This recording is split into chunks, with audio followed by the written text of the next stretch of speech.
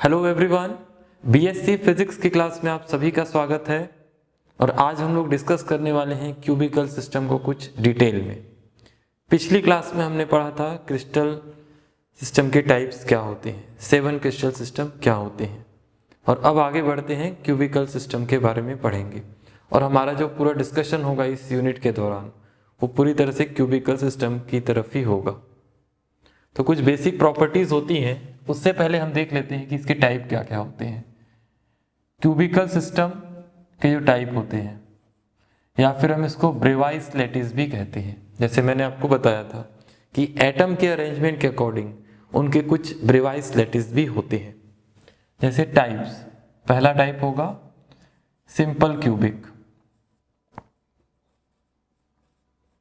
Simple cubic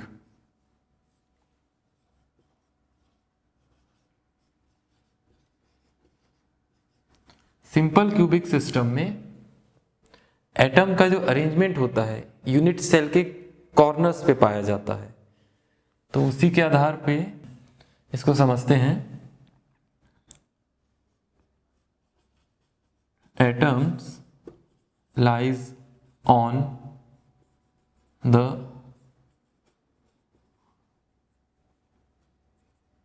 corners of the unit cell.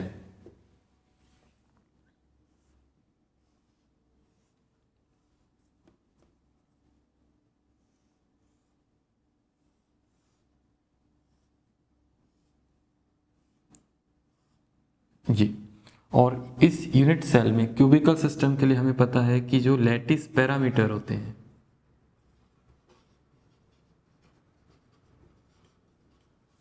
वो क्या क्या होते हैं। A equal to B equal to C and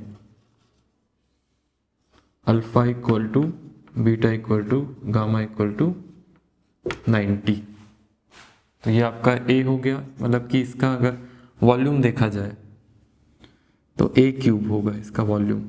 ठीक है, तो इसी में देखिए यहाँ पर कि ये आपका कॉर्नर्स हैं और इन कॉर्नर्स में एटम्स पाए जा रहे हैं, सिंपल क्यूबिक। इसी को हम पढ़ेंगे आज। फिर उसके बाद इसका सेकेंड टाइप क्या होता है। सेकेंड टाइप है BCC, body centred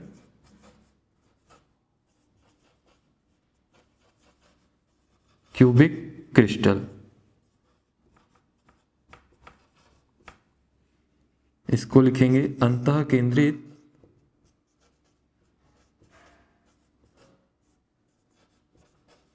घनीय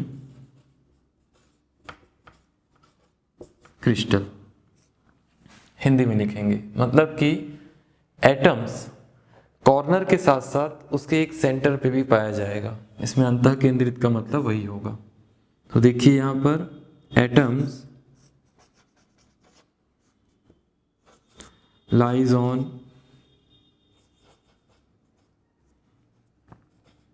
corners as well as centre of the unit cell. ठीक है, परमाणु या लैटिस पॉइंट भी हम इसको कह सकते हैं। परमाणु यूनिट सेल के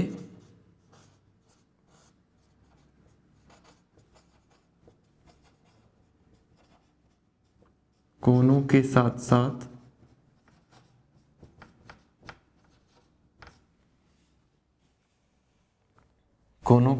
साथ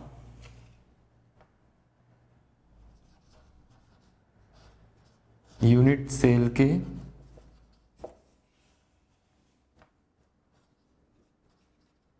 केंद्र पर भी पाया जाता है। इसके लिए आप चाहें तो हिंदी में भी लिख सकते हैं।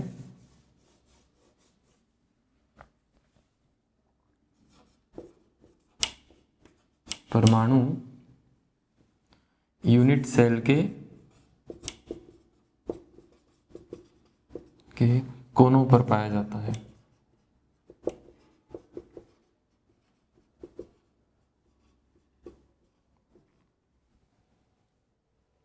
और इसका जो डायग्राम है मैं यहाँ बना देता हूँ। यूनिट सेल बनाइए क्यूबिक वाला,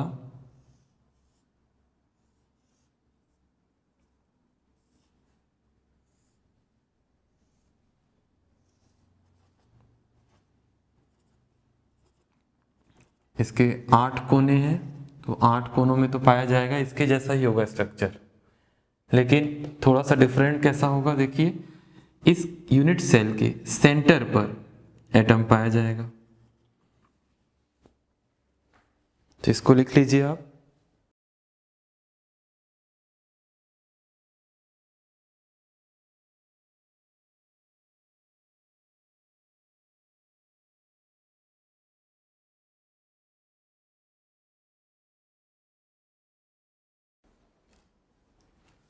और इसके बाद हम डिस्कस करते हैं, देखिए दोनों में लेटिस पैरामीटर्स जो है A B C and alpha beta gamma, वो क्या है आपके सेम है सभी के लिए। जैसे एक तीसरा होता है इसमें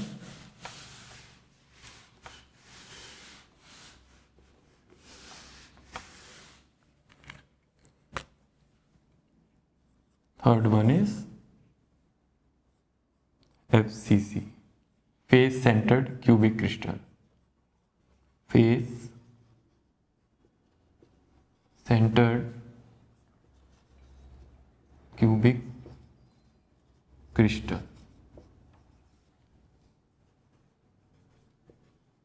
फलक केंद्रित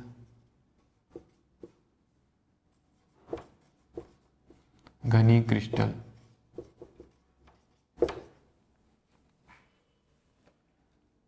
Atoms lies on corners as well as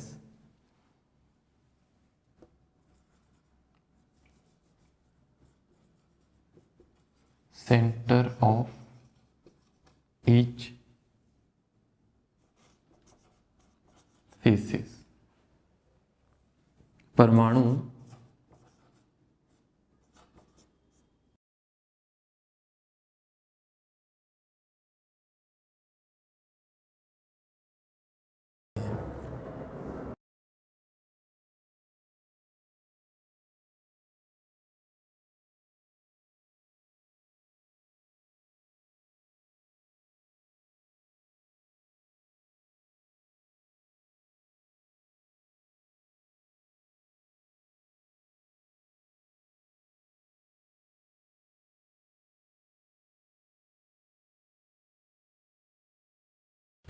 यहाँ पर FCC लैटिस में या फिर फेस सेंटर्ड क्यूबिक क्रिस्टल में एटम्स कहाँ पे पाए जाते हैं? Corner as well as centre of each faces, या परमाणु यूनिट सेल के कोनों के साथ साथ प्रत्येक फलक के केंद्र पर भी पाए जाते हैं। तो इसके लिए हम बना देते हैं एक तो डायग्राम।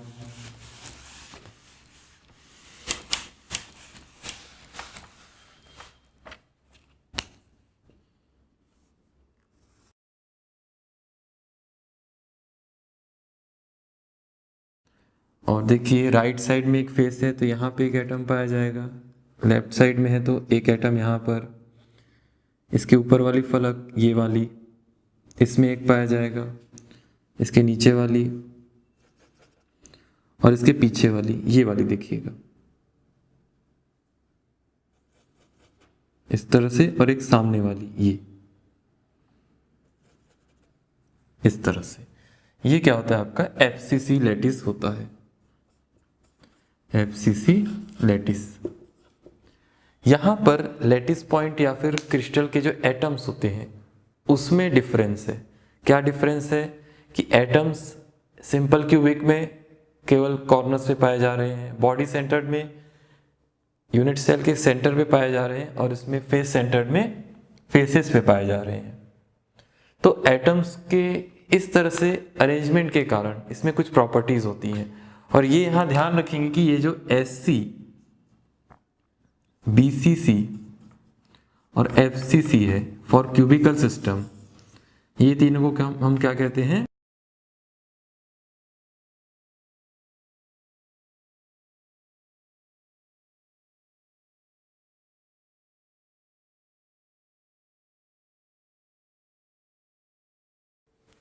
एक क्यूबिकल सिस्टम के 3 ब्रेवाइस लैटिस होते हैं।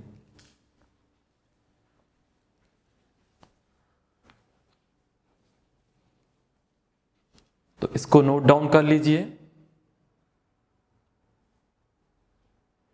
फिर हम इसकी प्रॉपर्टी की तरफ आगे बढ़ेंगे।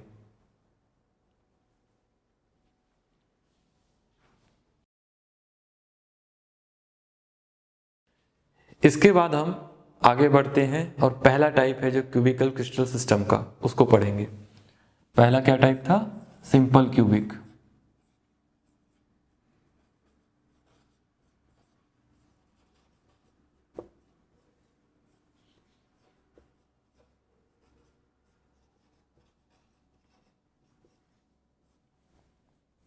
इसकी कुछ प्रॉपर्टीज होंगी, उसको देखते हैं।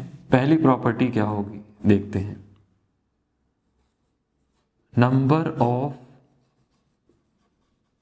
एटम्स पर यूनिट सेल, प्रति एकांक कोष्ठ में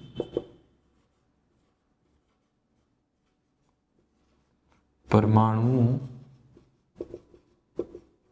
की संख्या। Number of atoms per unit cell, हमें पता है कि क्रिस्टल सिस्टम जो है वो हमारा बहुत सारे यूनिट सेल को मिलाकर बनाया जाता है। जैसे हमने बताया था आपको कि अगर हम सिंपल क्यूबिक का एक यूनिट सेल बनाते हैं तो ये एक स्मॉलेस्ट शेप होता है एक क्रिस्टल का। एटम इस तरह से अरेंज किए जाते हैं या लैटिस पॉइंट इस तरह से अरेंज किए जाते हैं। इसके बाजू में मैं क्या कर सकता हूं, और इस तरह से लैटिस पॉइंट को अरेंज करते हुए बनाए जा सकते हैं। मैंने इस साइड से बनाया, नीचे से ही बना सकते हैं, ऊपर से भी, इधर से भी, पीछे से भी, सामने से भी। और ये सब यूनिट सेल मिलकर क्या बनाते हैं? हमारे एक क्रिस्टल या सॉलिड का निर्माण करते हैं। और यहां पर हमें number of atoms per unit cell, मतलब कि एक यूनिट सेल में कितने परमाणु पाए जाते हैं।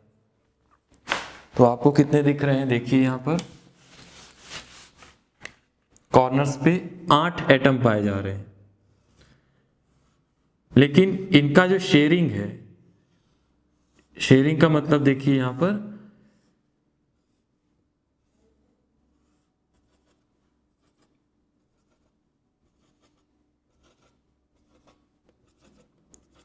यहां पर देखिए, इन जनरली इसमें जो इनका शेयरिंग है, एक एटम का शेयरिंग है, वो एक क्यूब के अंदर ही नहीं है, वो बाजू वाले और भी क्यूब के साथ क्या कर रहा है? उस एटम को शेयर कर रहा होगा। जैसे अगर मैं इस फेस को बनाऊं केवल, तो मैंने आपको बताया था कि एटम जो है वो इस तरह से अरेंज किए जाते हैं हमेशा।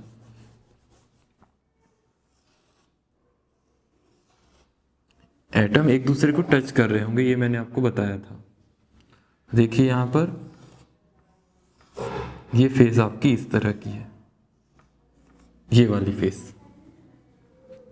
तो देखिए अगर मैं 2D में बात कर रहा हूं तो 4 कॉर्नर्स आपको दिख रहे हैं। तो एक एटम का शेयरिंग कितना है इसमें? 1/4 है। अगर हम 3D में बात करें कि किसी एक एटम का किसी एक यूनिट सेल में या एक क्यूब में जो शेयरिंग होगा वो 1/8 होगा। और टोटल नंबर ऑफ एटम्स कितने हैं इसके, या टोटल नंबर ऑफ कॉर्नर्स में एटम कितने हैं? इसका 1/8 होगा, इसका 1/8 होगा, इसका 1/8 होगा, इसका 1/8 होगा, इसका 1/8 शेयरिंग होगा। सभी क्या करेंगे? 1/8 शेयरिंग करेंगे फॉर क्यूब। अगर स्क्वायर की बात करें तो 1/4 ही होगा। ये आपको दिख रहा है, एक एटम का शेयरिंग 1/4, इसका ही 1/4, इसका ही 1/4, इसका ही 1/4। लेकिन अगर 3D सिस्टम में बात करें तो 3D सिस्टम में क्या होता है कि एक एटम का जो शेयरिंग होता है एक यूनिट सेल में, वो 1/8 होता है। तो number of atom per unit cell आपका क्या हो सकता है? फॉर 1 एटम, और टोटल नंबर ऑफ एटम्स कितने हैं इसमें? 8।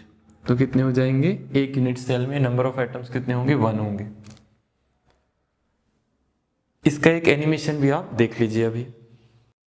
सिंपल क्यूबिक में number of atoms per unit cell हम कैलकुलेट करने वाले हैं। जैसे हमें पता है कि lattice points for cubic crystal, simple cubic crystal क्या होते हैं? इस तरह से अरेंज होते हैं, और इनमें हम क्या करेंगे? एक एक एटम को फिट करेंगे। इस तरह से एटम फिट हो गए, और एक यूनिट सेल में एक एटम का शेयरिंग कितना होगा उसको देखेंगे। टोटल एटम्स है कॉर्नर्स पे 8। तो किसी एक एटम का शेयरिंग अगर हम देखें तो 1/8 होगा, और वैसे ही कॉर्नर में कितने एटम हैं? 8 एटम। तो एक यूनिट सेल के अंदर कितने एटम आ रहे होंगे? 1 एटम ही आ रहा होगा। जैसे 1/8 एक एटम का शेयरिंग है, और into total number of atoms हैं कॉर्नर्स में 8, तो इक्वल टू कितना आएगा? 1। Means number of atom per unit cell in cubic system is 1।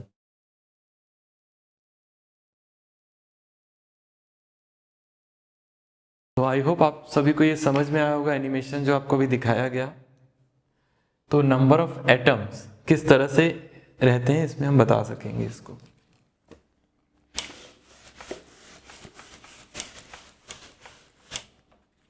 फिर इसके बाद हम डिस्कस करते हैं सेकेंड नंबर,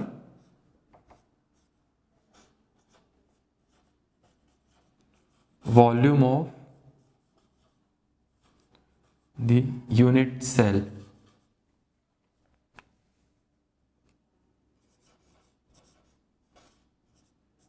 यूनिट सेल का आयतन लैटिस पैरामीटर के फॉर्म में हम देखेंगे इसका आयतन कितना हो सकता है? a³ होगा। कैसे होगा देख लीजिए एक बार फिर।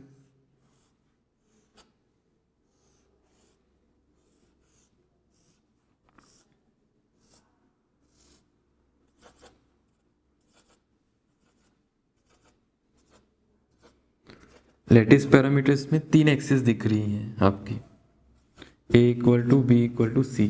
अगर तीनों बराबर नहीं होती तो वॉल्यूम क्या होता है? a b c होता, लेकिन तीनों बराबर हैं तो इसको क्या लिखेंगे? ये भी a है, ये भी a है, और इसकी वैल्यू भी a है।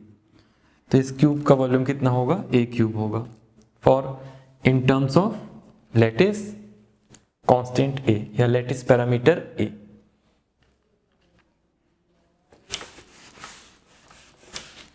फिर इसके बाद देखते हैं थर्ड नंबर, कोऑर्डिनेशन नंबर।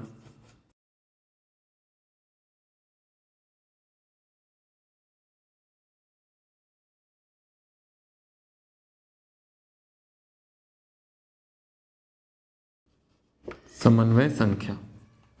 इसका मतलब क्या होता है कि किसी भी यूनिट सेल में जो एक एटम पाया जा रहा है, एक एटम अपने नियरेस्ट कितने एटम से घिरा हुआ है ये कह सकते हैं, या फिर उसके नियरेस्ट सबसे कितने एटम पाए जा रहे हैं ये कहेंगे हम। जैसे देखिए यहां पर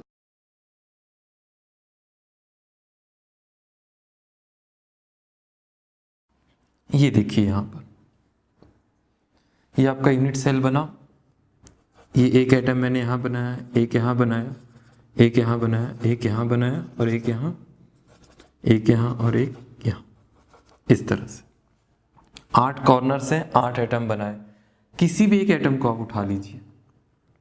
जैसे मैंने क्या किया, इस एटम को उठाया, और इसके नियरेस्ट कितने एटम्स पाए जा रहे हैं उसको हम क्या कहेंगे? कोऑर्डिनेशन नंबर या समन्वय संख्या। देखिए इसके इधर ये वाला एटम यहां पर पाया जा रहा है, इसके पीछे और इसके पीछे 3 एटम आपको दिख रहे हैं, लेकिन एक सिंगल यूनिट सेल है ये आप। लेकिन हमने क्या बताया आपको, कोऑर्डिनेशन नंबर, मतलब कि एक एटम कितने एटम से घिरा हुआ है किसी भी क्रिस्टल में। तो देखिए आप, अगर मैं इसके सामने एक यूनिट सेल बनाऊं तो एक एटम ये वाला भी होगा, ठीक है, और एक इधर वाला भी होगा, क्लियर, और एक इसके नीचे वाला भी होगा, इस तरह से। तो आपको ये दिख गया होगा कि एक एटम जो है वो पहले यहाँ से, ये एक एटम है ये वाला, इसी को मैं यहाँ बना रहा हूँ, देखिए यहाँ पर, इसके पीछे और इसके ऊपर। वैसे इसके अपोजिट भी होगा एक ठो, और इसके ठीक सामने भी होगा, और इसके एक इधर भी होगा। मतलब कि एक एटम आपका 4 एटम से घिरा हुआ दिख रहा है, सॉरी 6 एटम से घिरा हुआ दिख रहा है। 1 2 3 4 5 6 में संख्या कितनी होगी, 6 होगी। किसी भी यूनिट सेल में जो सिंपल क्यूबिक है तो उसमें जो कोऑर्डिनेशन नंबर होता है वो 6 आता है इसमें।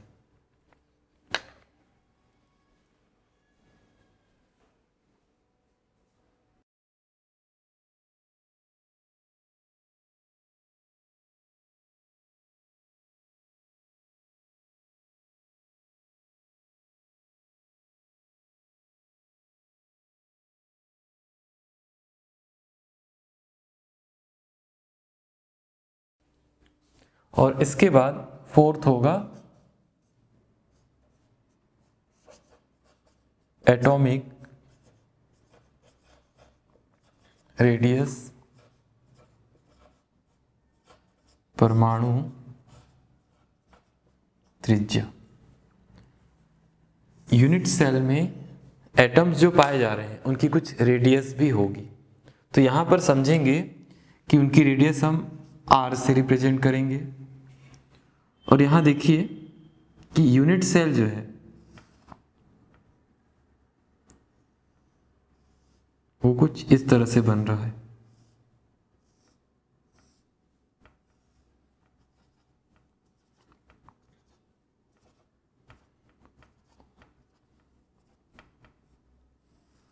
और ये क्या है, a की वैल्यू है। लेकिन अगर मैं इसी में बात करूं कि ये दोनों एटम एक दूसरे को टच कर रहे होंगे, ये जो a डिस्टेंस है वो 2 लैटिस पॉइंट के बीच की डिस्टेंस है। अगर उन 2 लैटिस पॉइंट में हमने एटम्स रख दिए तो एटम की रेडियस मान लेते हैं कि r है, उसके आधार पे इसका क्या रिलेशन होगा उसको देखेंगे। जैसे देखिए मैंने यहाँ पर एक सामने वाला फलक लिया, इस फलक को मैं यहाँ बना रहा हूँ,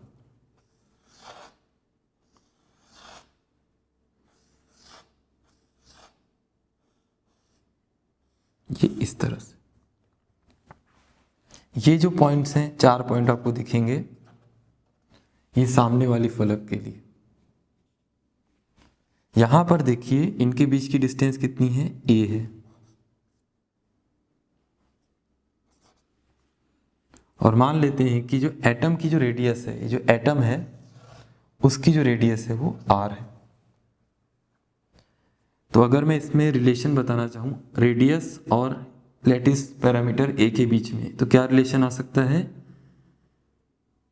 2 लैटिस पॉइंट के बीच की डिस्टेंस और 2 एटम के सेंटर ऑफ मास के बीच की डिस्टेंस कितनी होगी, 2r।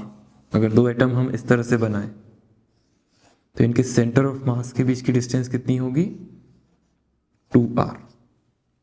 तो इसमें क्या रिलेशन आ सकता है, 2r इक्वल टू a।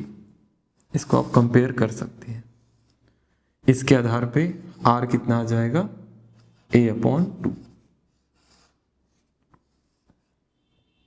और यही क्या होगी, हमारी एटॉमिक रेडियस होगी।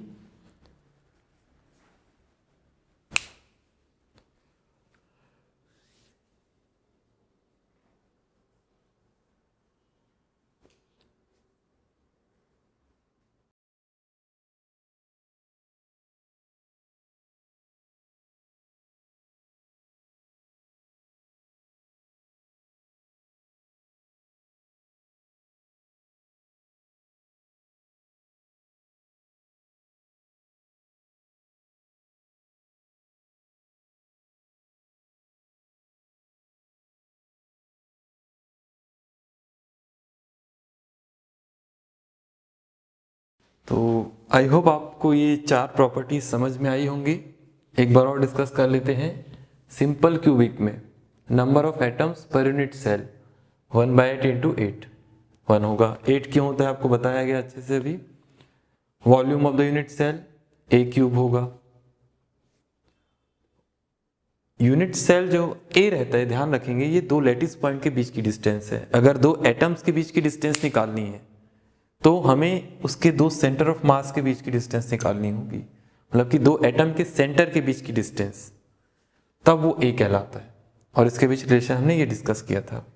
कोऑर्डिनेशन नंबर बताया गया या समन्वय संख्या 6 होगी for simple cubic and atomic radius हमने ये रिलेशन निकाला। अब इसके बाद एक और रिलेशन हम पढ़ेंगे जिसको कहते हैं पैकिंग डेंसिटी या पैकिंग घनत्व।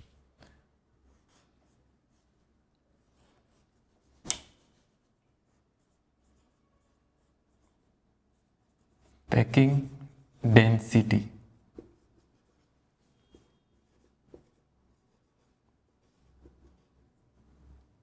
Packing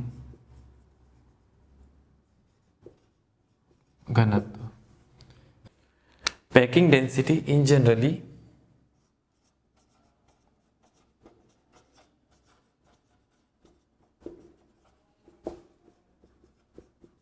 total volume of atoms in unit cell।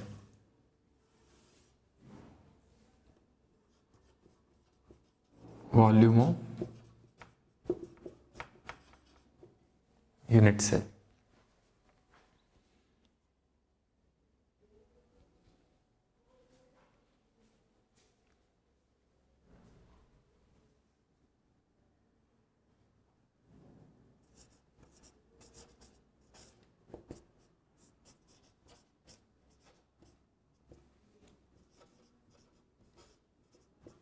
Unit cell में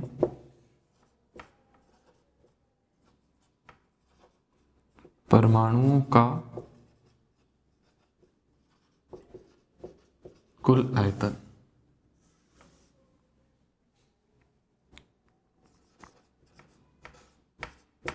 यूनिट सेल का आयतन।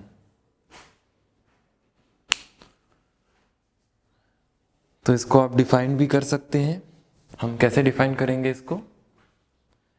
Ratio between the total volume of the atoms in unit cell and volume of the unit cell. दोनों में क्या difference है? Volume of the unit cell का मतलब होता है कि लैटिस पैरामीटर ए से दर्शाया जा रहा है, और एटम्स का वॉल्यूम मतलब कि अगर हम देखें एक एटम पाया जा रहा है तो एक एटम का वॉल्यूम क्या हो सकता है? 4/3 पाई आर क्यूब। और आर के बीच रिलेशन क्या है आपका? A/2। तो इस तरह से, और इसका जो वॉल्यूम होगा वो ए क्यूब होगा फॉर सिंपल क्यूबिक। तो इसी को हम पढ़ेंगे अभी। और पैकिंग डेंसिटी क्या होती है, जब इसका आंसर आएगा फॉर सिंपल क्यूबिक तब इसको मैं आपको बताऊंगा।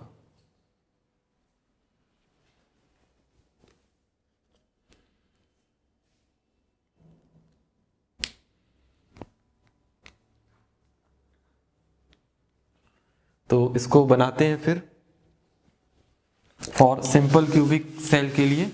देखिए यहां पर packing density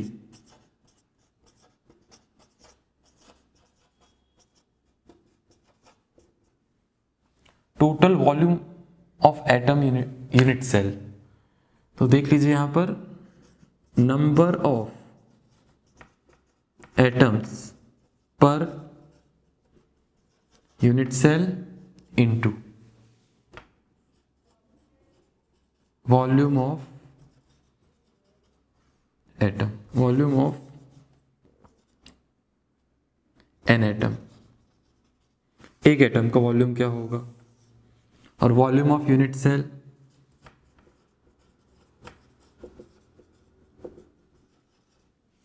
for simple cubic, number of atom per unit cell कितना होता है? 1। Volume of an atom atom का वॉल्यूम क्या होगा, रेडियस r है तो 4/3 pi r³ upon volume of the unit cell, अभी हमने पढ़ा a³। और हमें यहाँ पर ये भी पता है कि 2r is equal to a, diameter of the atom. तो r इक्वल टू क्या लिख सकते हैं आप, यानी तो a इक्वल टू इतना लिख दीजिए डायरेक्ट। तो कितना आ जाएगा देखिए, 4/3 पाई r³ अपॉन a³ की वैल्यू 2r³। इसको सॉल्व कर लीजिए, कितना आएगा देखिए,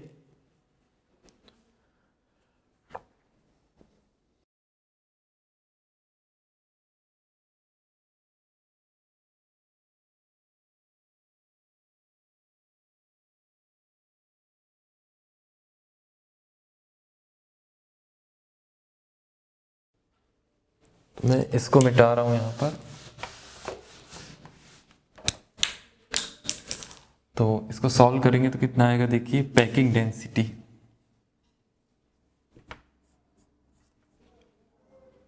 सॉल्व कीजिए, r³ कैंसिल हो जाएगा, 4/3 पाई अपॉन 8, कितना आ जाएगा, pi upon 6 for simple cubic packing density.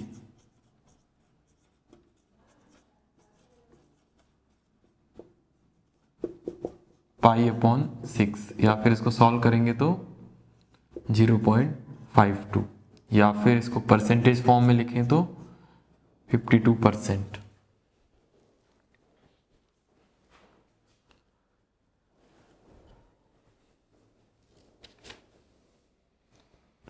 यहां पर इसका मीनिंग ये होता है कि एक यूनिट सेल में एक एटम पाया जा रहा है, लेकिन कॉर्नर्स पे 8 एटम है, उसके आधार पे हम बता रहे हैं।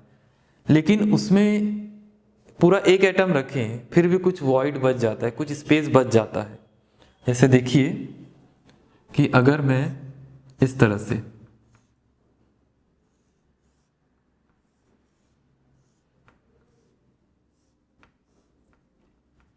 तो ये जो एटम है मैं अगर इस तरह से बनाऊं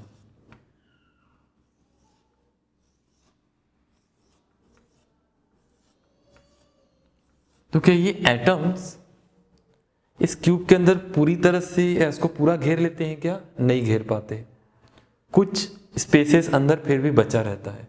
तो एटम्स, एक एटम जो यूनिट सेल के अंदर पाया जा रहा है उसकी जो डेंसिटी होगी वो 52% है। इसका मीनिंग क्या होगा कि 48% एक यूनिट सेल खाली भी रहता है या फिर वॉइड भी रहता है, ये कह सकते हैं। ऐसे स्क्वायर के फॉर्म में देख लीजिए इसको, इस सामने वाले फलक में इस तरह से, इसमें अगर मैंने इससे 4 एटम इस तरह से रखे तो यहां पर ये वॉइड है, ये हिस्सा भरा हुआ है पूरा, ये हिस्सा भरा हुआ है, ये हिस्सा भरा हुआ है, ये हिस्सा भरा हुआ है, लेकिन ये हिस्सा खाली है। तो इस तरह से कि जितना हिस्सा एटम से भरा हुआ है वो पैकिंग डेंसिटी होता है, बचा हुआ खाली होगा। तो 48% इसमें क्या होता है, स्पेस रहता है या फिर वॉइड रहता है।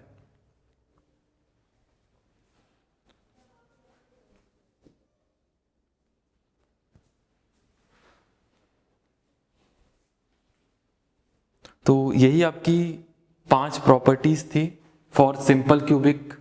अब इसके बाद हम क्या करेंगे, सिंपल क्यूबिक हो गया, अब हम पढ़ेंगे body centred cubic.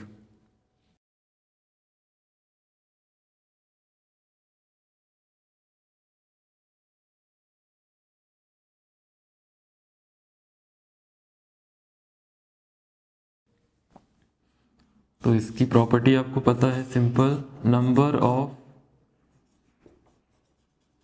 Atoms, first property, per unit cell, प्रति एकांक कोष्ठ में परमाणुओं की संख्या, प्रति एकांक कोष्ठ में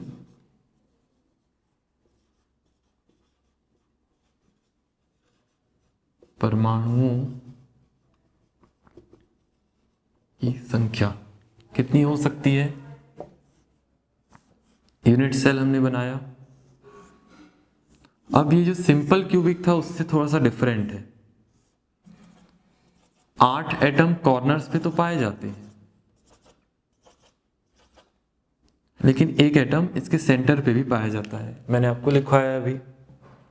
तो इसमें देखिए, इसमें क्या क्या शेयरिंग होगा।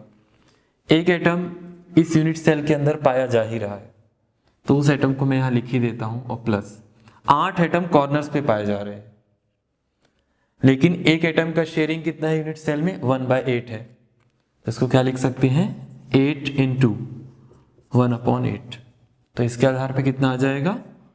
1 plus 8 into 1/8 is equal to 2। मतलब कि बॉडी सेंटर्ड के लिए number of atoms per unit cell कितना आ जाएगा? 2 एटम्स होंगे। और आपको ये दिख भी रहा है आसानी से।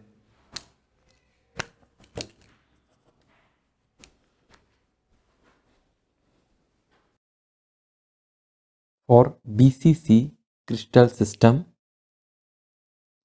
number of atom per unit cell कुछ इस तरह से अरेंज होते हैं। 8 एटम कॉर्नर्स पे पाए जाते हैं और एक एटम इस क्यूब के ठीक सेंटर पे पाया जाता है। आपको क्लियर दिख रहा होगा। तो इसमें देखिए कि अगर एटम का अरेंजमेंट हम देखें तो कुछ इस तरह का होगा, और number of atoms per unit cell for BCC कितना आ सकता है? आपको क्लियर दिख रहा है कि एक एटम तो यूनिट सेल के अंदर है ही, ठीक सेंटर वाला, और कॉर्नर्स में 8 एटम है, और 8 एटम में से एक एटम का शेयरिंग 1/8 होगा।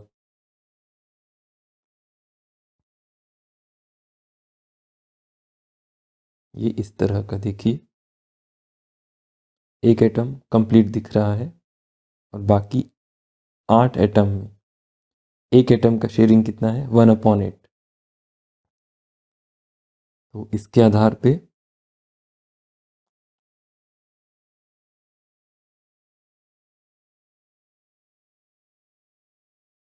पे देखिए एक एटम का शेयरिंग प्लस फिर कितने एटम्स हैं?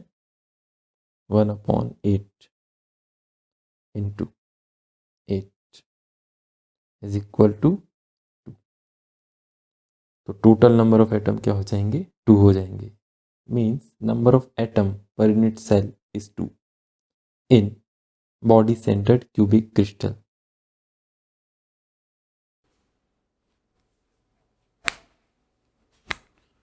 फिर सेकेंड,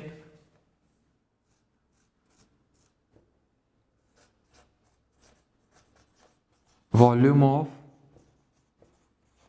द यूनिट सेल कितना होगा? A³ होगा। इसमें कोई ज्यादा अंतर नहीं आएगा, लेकिन एटॉमिक रेडियस उसमें अंतर आ जाएगा, क्योंकि अब ये दोनों एटम एक दूसरे को टच नहीं कर रहे होंगे। सभी 8 एटम इस एटम को टच कर रहे होंगे। इसमें एनिमेशन में आप देख लीजिए एक बार पहले।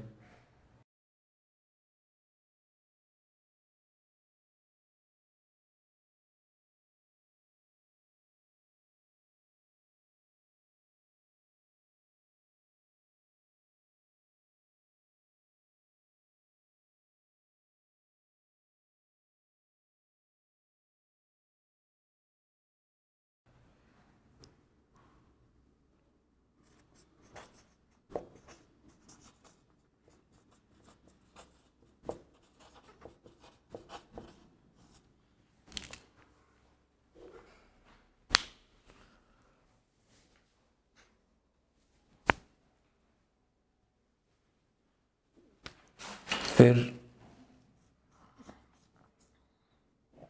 Third number, coordination number.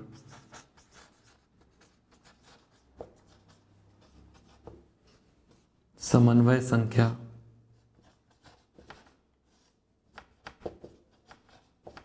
कितनी हो सकती है इसमें समन्वय संख्या? नियरेस्ट नेबर कितने हैं इसके? तो आप क्या करेंगे, अभी सेंटर वाला एटम लीजिए, क्योंकि अब इस एटम को अगर मैंने पहले लिया था इस एटम को, तो इसके ये जो डिस्टेंस है और ये जो इसके सेंटर वाली डिस्टेंस है, इससे कौन सी छोटी होगी? जो डिस्टेंस छोटी होगी उसको लेंगे। तो मुझे लगता है कि ये डिस्टेंस ज़्यादा छोटी है एज कंपेयर टू दिस। ठीक है, तो इसके आधार पे अगर मैं बनाना चाहूँ, ये जो सामने वाला फेस है, ये देखिए यहाँ पर, ये कुछ इस तरह से बनेगा।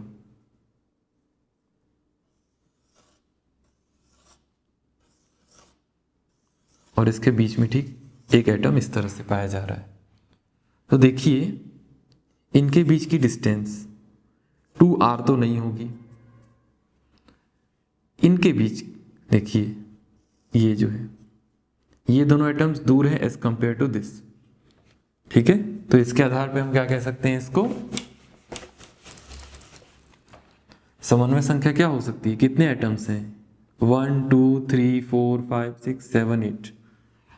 तो 8 एटम क्या हो रहे हैं आपके उस क्यूब के कोऑर्डिनेशन नंबर होंगे, जो नियरेस्ट नेबर होंगे इसके।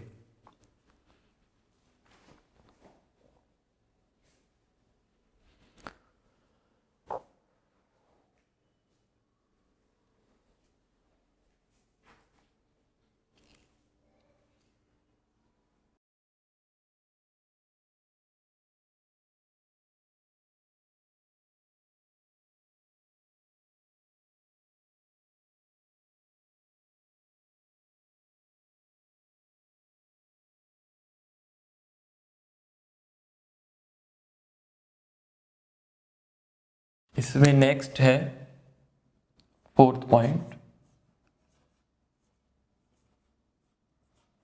परमाणु त्रिज्या।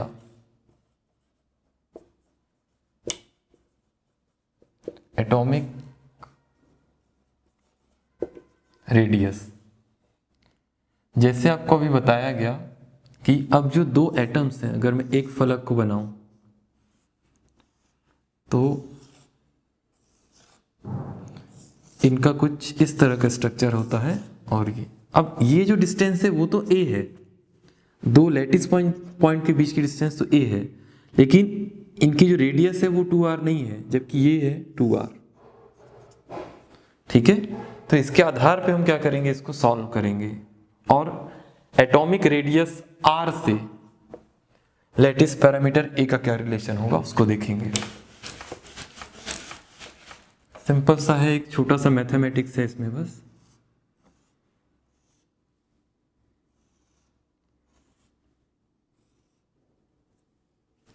इसको थोड़ा बड़ा बना देते हैं।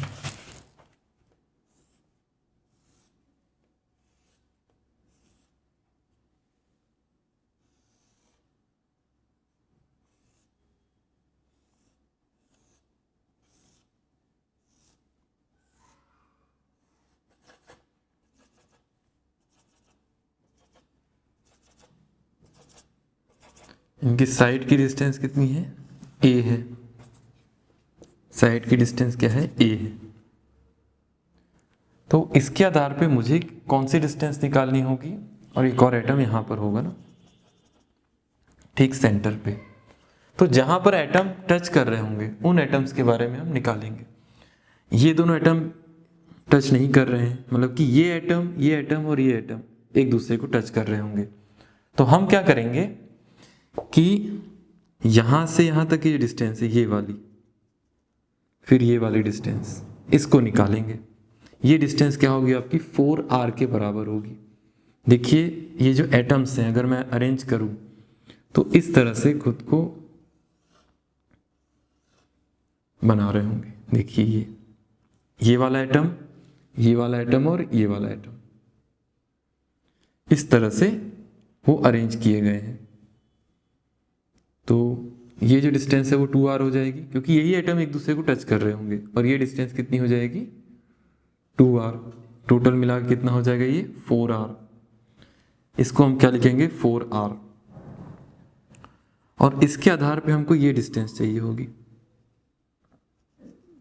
और ये डिस्टेंस हमें पता है कितना हो जाएगा, ये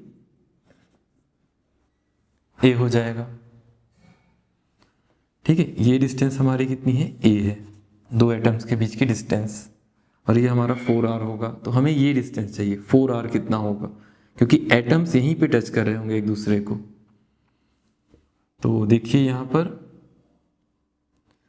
इसके आधार पे अगर मैं बनाना चाहूँ, ये एटम यहाँ पर है और ये जो है ये वाला, ये डिस्टेंस कितनी होगी इसको निकालनी पड़ेगी हमें। ठीक है, तो ये डिस्टेंस आप कैसे निकाल सकते हैं, ये देखिए यहाँ पर सिंपल सा एक फलक है, ये ए है, ये ए है, तो ये कितना हो जाएगा, √2a हो जाएगा।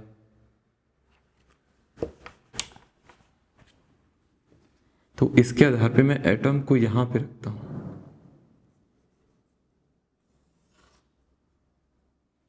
ये वाला एटम है, ये जो एटम है ये वाला है, और इनके बीच की डिस्टेंस क्या है आपकी, √2a है। तो ये डिस्टेंस क्या हो जाएगी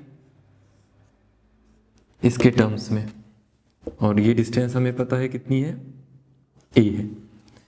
देखिए यहाँ पर एक बार और देख लीजिए मैं कौन सा ट्रायंगल ले रहा हूँ, एक ये है, ये लाइन है, और एक ये है, और एक ये वाला, इसकी वैल्यू हमें निकालनी है। तो यहाँ पे ट्रायंगल बना लेते हैं पहले आसानी से।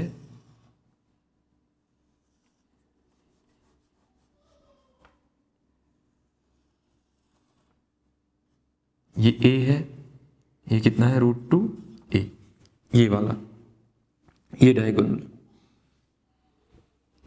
और इसकी वैल्यू हमें निकालनी।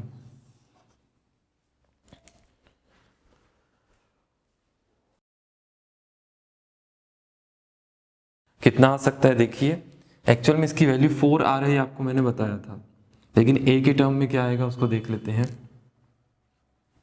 सिंपल सा, इसका स्क्वायर मतलब कि √2a² प्लस a का square is equal to this. मैं इसको नाम दे देता हूँ, एक काम करता हूँ, इसको a नाम देता हूँ, इसको b, इसको c।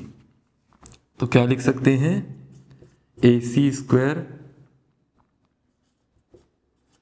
ab² plus bc²।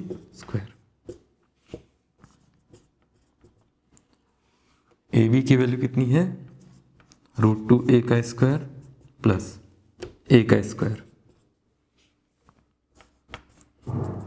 कितना आ जाएगा, 3a² √3a।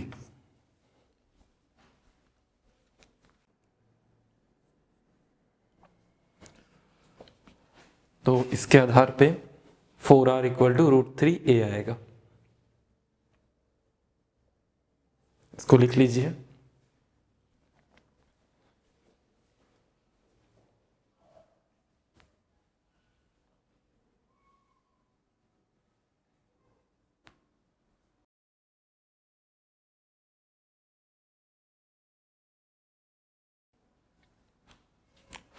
तो आई होप आपको ये चीज़ें समझ में आई होंगी। हमने किया क्या, एक बार और देख लेते हैं।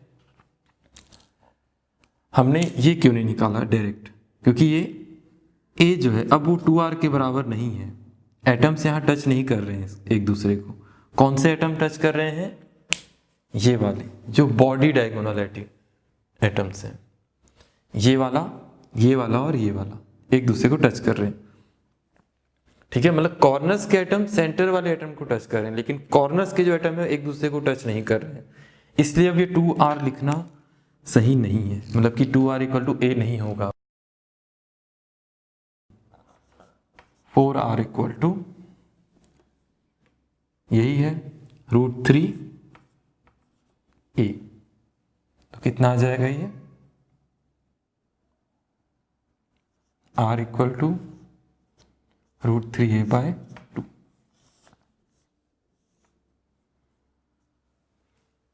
ये एटॉमिक रेडियस होगी फॉर बॉडी सेंटर्ड क्यूबिक।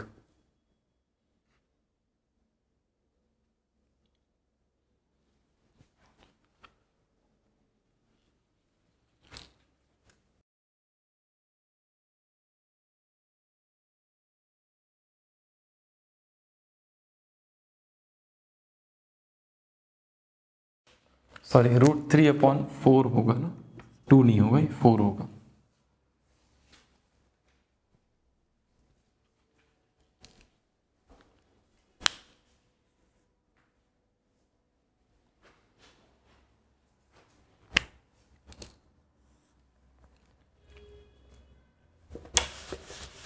तो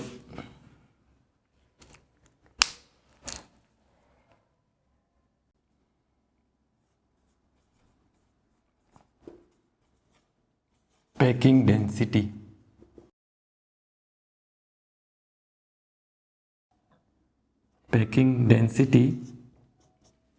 नंबर ऑफ एटम्स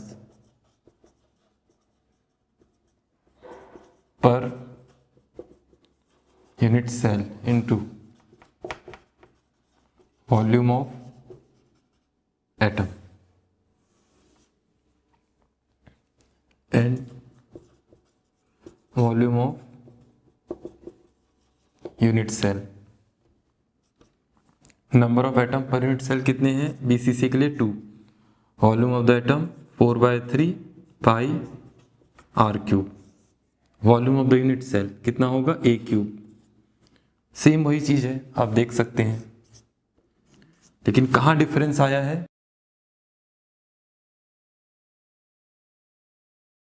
जो आर है वो किसके बराबर है? √3a/4। इसमें आप आर की वैल्यू यहाँ लिखिए या फिर ए की वैल्यू आप यहाँ पुट कर दीजिए, उससे कोई फर्क नहीं पड़ेगा। तो मैं क्या करता हूँ, यहाँ से ए की वैल्यू निकाल देता हूँ। कितना आ जाएगा? 4a/√3। तो इसकी वैल्यू को आप यहाँ रखिए।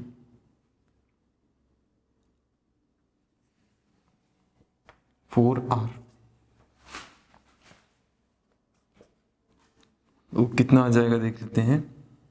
ये 8 हो गया into pi r cube upon, इसकी वैल्यू रखेंगे तो 4r/√3 क्यूब।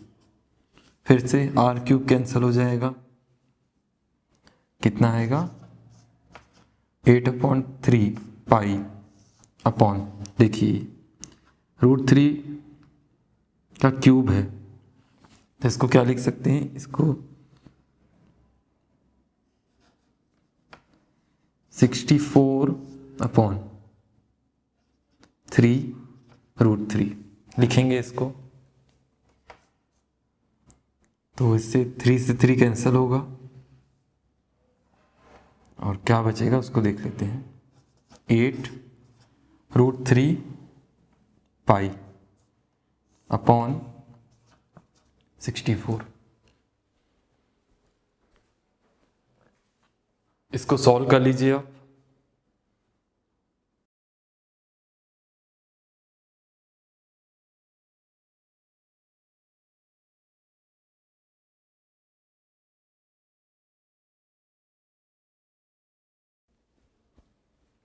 इसको जब आप सॉल्व करेंगे तो इसकी वैल्यू आएगी 0.68 या फिर परसेंटेज में लिखेंगे तो 68% क्या होगी? इसकी पैकिंग डेंसिटी होगी। हाँ, तो इसका मतलब क्या होता है कि 68% जो यूनिट सेल है वो पैक होगा एटम से फॉर बीसीसी क्यूबिक सिस्टम। फिर नेक्स्ट देखेंगे इसमें face centred cubic system.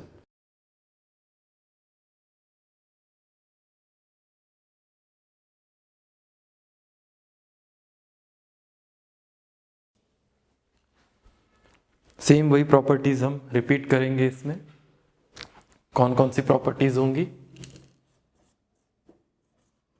Number of atoms per unit cell,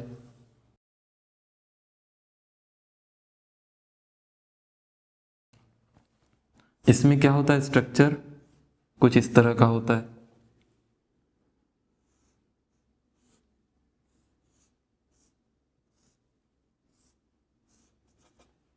8 atom corners पे पाए जाते हैं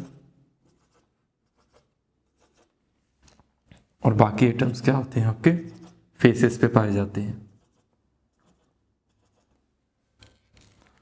तो इसमें देखिए जो 8 एटम कॉर्नर्स पे पाए जा रहे हैं उनका शेयर तो 1 होगा, ये पता है, प्लस अब देखिए जो फेसेस हैं वो 6 हैं और एक एटम का शेयरिंग कितना है इस फेसेस में, 1/2 है और 6 फेसेस हैं।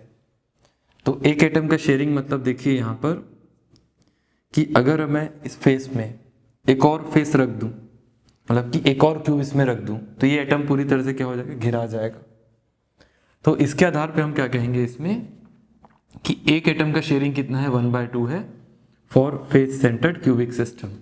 और टोटल नंबर ऑफ फेसेस कितने हैं, टोटल नंबर ऑफ एटम कितने हैं, 1 2 3 4 5 6, इस तरह से। तो कितना आ जाएगा, 1 + 3 = 4। Face centred cubic crystal system के लिए number of atom per unit cell क्या होंगे उसको देखते हैं।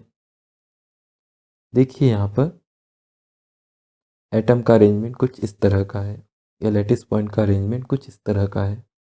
8 एटम कॉर्नर्स पे पाए जा रहे हैं यूनिट सेल के और 6 एटम इनके 6 फेसेस पे पाए जा रहे हैं। तो यहाँ पे शेयरिंग अगर देखें कि कॉर्नर्स के एटम का शेयरिंग क्या होगा, 1/8, तो उसके आधार पे number of atom for corner contribution is 1।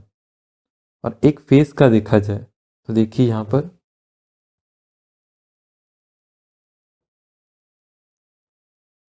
Total number of faces में 6, और अगर एक फेस वाले एटम का कंट्रीब्यूशन देखें यूनिट सेल में तो कितना हो सकता है, 1/2 हो सकता है। देखिए जैसे ये आपको क्लियर दिख रहा होगा। ये फेस वाले एटम्स हैं, ये इसका कितना पार्ट है, 1/2। ऐसा ही और भी एटम्स हैं, ये वाले, इसका कंट्रीब्यूशन भी क्या है आपका, 1/2। वैसा ही ऐसे 6 एटम्स हैं जिनका कंट्रीब्यूशन क्या है, हाफ है। तो इसके आधार पे क्या हो सकता है, number of atoms per unit cell in face centred cubic system for corners 1 atom होगा, प्लस फेसेस के एटम का, एक एटम का शेयरिंग 1/2 है। टोटल कितने फेस हैं, 6 फेस में 6 एटम्स हैं, तो उसके आधार पे ये 3 आ जाएगा, 3 + 1 4 हो जाएगा। मतलब कि 4 क्या होंगे, number of atoms per unit cell in face centred cubic system. तो फेस सेंटर्ड क्यूबिक सिस्टम में number of atom per unit cell कितने होंगे, 4 होंगे।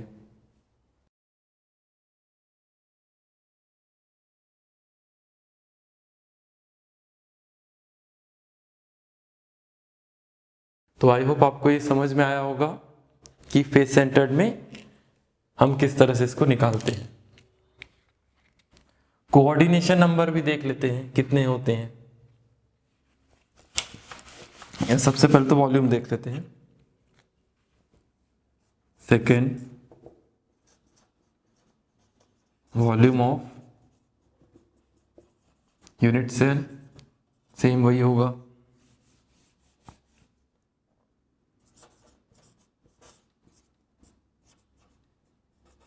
सेल का आयतन, एकांक कोष्ठ को यूनिट सेल भी कहते हैं ना, ये ध्यान रखेंगे।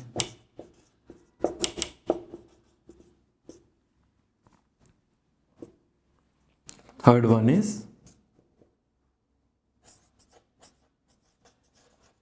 कोऑर्डिनेशन नंबर, समन्वय संख्या, इसमें कितना हो सकता है, 12 होगी।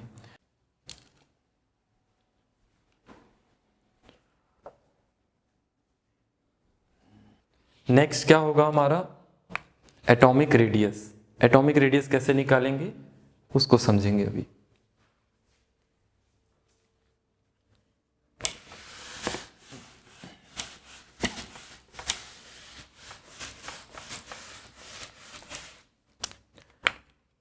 नेक्स्ट है फोर्थ,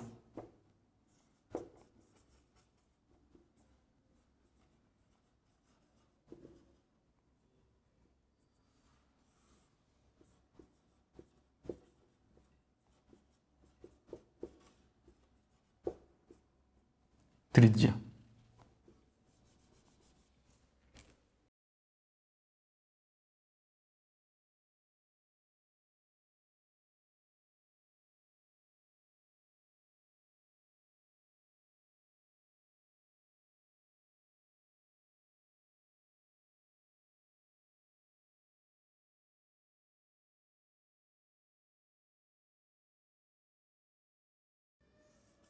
एक एटम यहाँ है, एक एटम यहाँ है, एक एटम यहाँ है, यहाँ, इस तरह से। अब देखिए इधर ये फेस पे पाया जा रहा है और ये इसके इधर फेस में, इधर, और इसके पीछे, इसके सामने, और एक इधर। तो देखिए यहाँ पर अब नियरेस्ट जो नेबर्स हैं, अब एटम कौन कौन से एक दूसरे को टच कर रहे होंगे, ये वाले। तो मैं कोई सा भी एक क्यूब बना देता हूँ, जैसे देखिए यहाँ पर इसमें जो है फेस डायगोनल होगा। बॉडी सेंटर में जो था वो बॉडी डायगोनल था, मतलब कि वो इसके सेंटर पे एक एटम पाया जा रहा था। इन तीनों का बोल रहे थे हम। लेकिन यहाँ पर अगर हम बात करें तो ये मैं इस फेस को बनाया हूँ, देखिए ध्यान से, इस फेस को बनाया हूँ। तो इस फेस में 4 एटम एक दूसरे को टच कर रहे होंगे, ठीक है, चारों एटम एक दूसरे को टच कर रहे होंगे। ये चारों एटम इस एटम को टच कर रहे होंगे। तो देखिए वैसा ही कि मैं अगर यहां बनाऊं इस तरह से,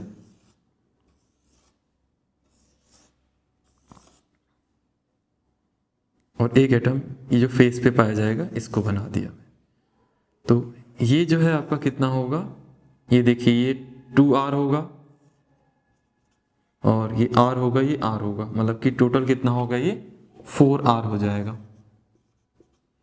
और इसकी वैल्यू कितनी है, a है, और इसकी वैल्यू भी क्या है, a है। तो इसकी वैल्यू कितनी हो जाएगी, √2a होगी। मैं अगर इसको बनाना चाहूँ तो इस तरह से बनाऊंगा, देखेंगे, ठीक है। ये a है, ये b है और ये c है। तो ये a, b और c, तो इसकी वैल्यू कितनी है ये हमें निकालनी है a के टर्म्स में। इसके टर्म में तो हमें पता चल गई, इसकी वैल्यू कितनी है, a है, इसकी वैल्यू a है, यहां से दिख भी रहा है आपको। हमें क्या चाहिए, ये वाली वैल्यू इसके टर्म्स में। तो ये कितनी हो जाएगी, √2a आ जाएगा, ठीक है।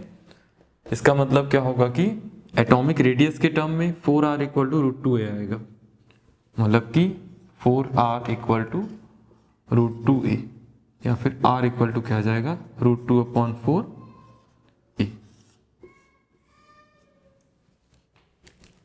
इसको लिख लीजिए।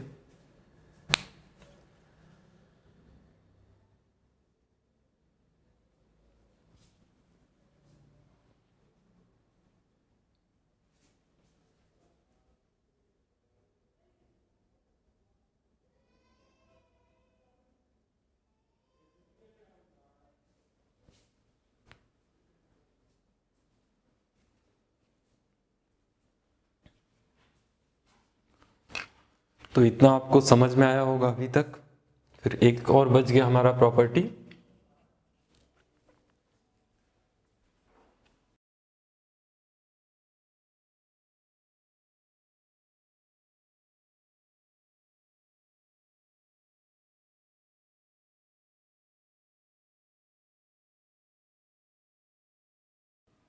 पैकिंग डेंसिटी कितना आ जाएगा, number of atom per unit cell.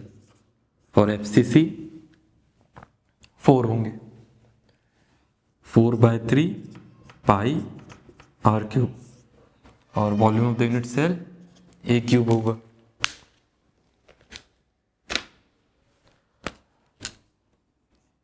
और हमें पता है r और इसके बीच क्या रिलेशन आता है, r इक्वल टू अभी निकाला था हमने √2a/4। तो इसको लिख दीजिए यहाँ पर, r की वैल्यू भी रख दीजिए या ए की वैल्यू रख दीजिए, इससे कोई फर्क नहीं पड़ेगा, मैं ए की वैल्यू ही रख देता हूँ। चलिए ए इक्वल टू कितना आ जाएगा 4r/√2।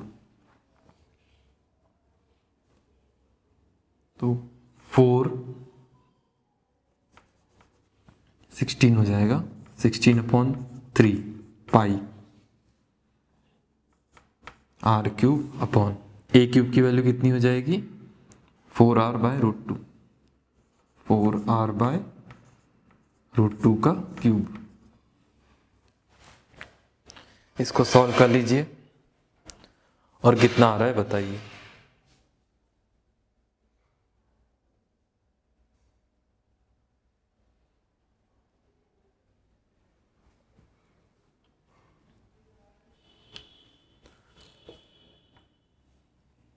r³ कैंसिल होगा, कितना बचेगा 16π/3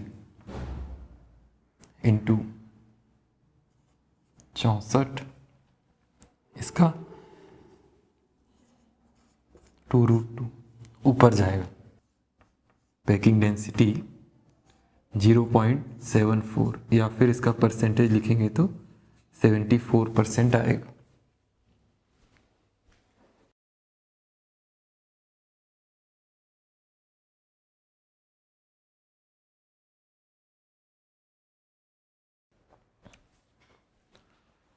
तो ये आपको समझ में आया होगा, हमने क्या लिखा 74% क्या होगा इसका पैकिंग डेंसिटी होगा, मतलब कि एक यूनिट सेल में जो एटम की डेंसिटी होगी या एटम एक यूनिट सेल एटम से जो पैक होगा वो 74% होगा। ठीक है, इस तरह से हम क्या करते हैं इसकी वैल्यू को निकालते हैं। अब देखिए यहाँ पर और 26% क्या होगा वो खाली होगा। तो यहाँ पर देखिए हमने क्या किया, सिंपल क्यूबिक को देखा, उसकी 5 प्रॉपर्टी देखी, बॉडी सेंटर्ड की 5 प्रॉपर्टी देखी और फेस सेंटर्ड की 5 प्रॉपर्टी हमने देखी। और प्रॉपर्टी डिफाइन कैसे हो रही है उसके number of atom per unit cell के आधार पे।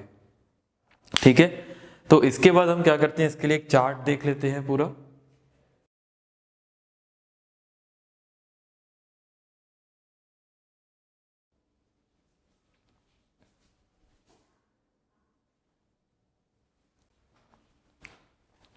तो ये जो प्रॉपर्टीज हमने कैलकुलेट की इसको मैंने यहाँ लिखा है, इसको आप लिख लीजिए पहले।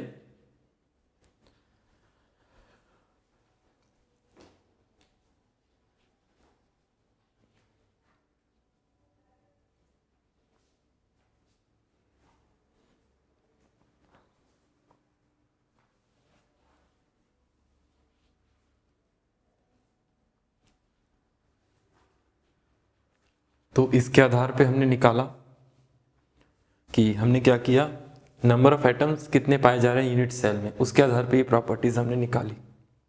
एटॉमिक रेडियस निकाला, कोऑर्डिनेशन नंबर निकाला, पैकिंग डेंसिटी निकाली। ठीक है, और आपको इसके बारे में कुछ इंट्रोडक्शन में मैंने दिया कि एक किसी भी क्रिस्टल में ये यूनिट सेल है वो बहुत बड़ा रोल प्ले करता है उसकी प्रॉपर्टी को समझने में। ठीक है, तो हम नेक्स्ट क्लास में लैटिस कांस्टेंट ए की वैल्यू को फाइंड करेंगे, कैसे फाइंड करेंगे उसको देखेंगे हम। ठीक है, तो थैंक यू।